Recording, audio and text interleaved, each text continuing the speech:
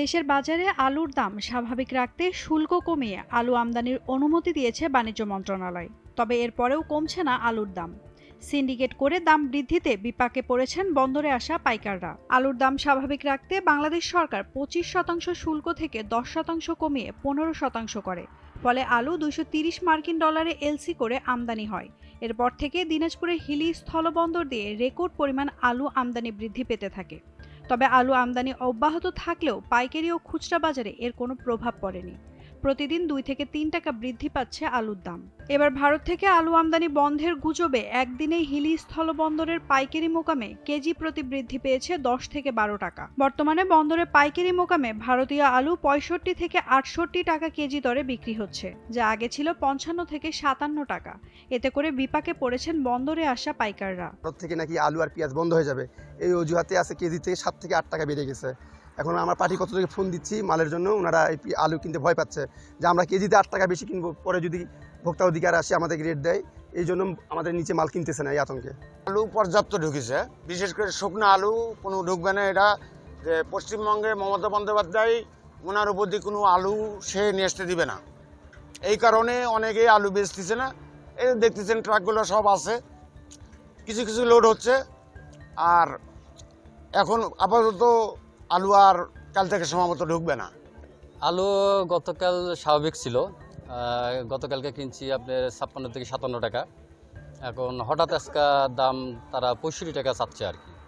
এতে আমরা যারা আলু কিনি পাইকারপত্র তারা আমরা বিপাকে পড়ে গেছি, যার কারণ হঠাৎ এত দাম হলো কী কারণে আমরা সঠিক বুঝতেছি না। তবে শুনতেছি যে ইন্ডিয়া নাকি আলু শর্ট, ওদের ওখানে দাম বাড়ছে, ওরা নাকি ইম্পোর্ট করবে না, অর্থাৎ সোলোটিং যেটা ওটা নাকি বন্ধ করে দিছে, নতুন করে আর কোনো গাড়ি লোড হবে না। ভারত থেকে আমদানিকৃত আলু দ্রুত খালাসপূর্বক সব ধরনের সহযোগিতা করছে হিলি কাস্টমস। বর্তমানে আলু আমদানি অব্যাহত আছে।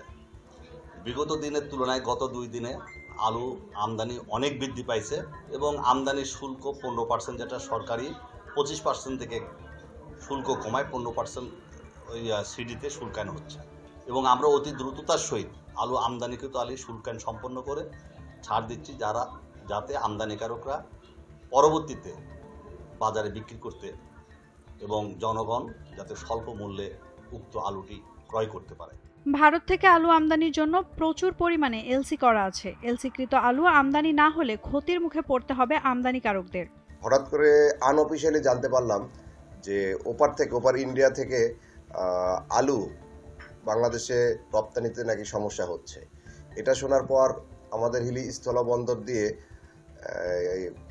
আলুর বাজার একটু অস্থিতিশীল। সরবরাহ যদি সঠিক না থাকে তাহলে বাংলাদেশে আলুর বাজার অস্থিতিশীল হয়ে যাবে।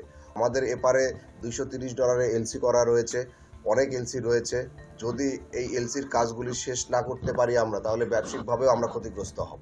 এদিকে আমদানিকারক গ্রুপের সভাপতি বলছেন অন্য কথা। ভারতের অভ্যন্তরে দাম বৃদ্ধির কারণে হিলি বন্দরে বেড়েছে দাম। ইন্ডিয়াতে 4-5 টাকা আলুর দাম বেড়ে গেছে।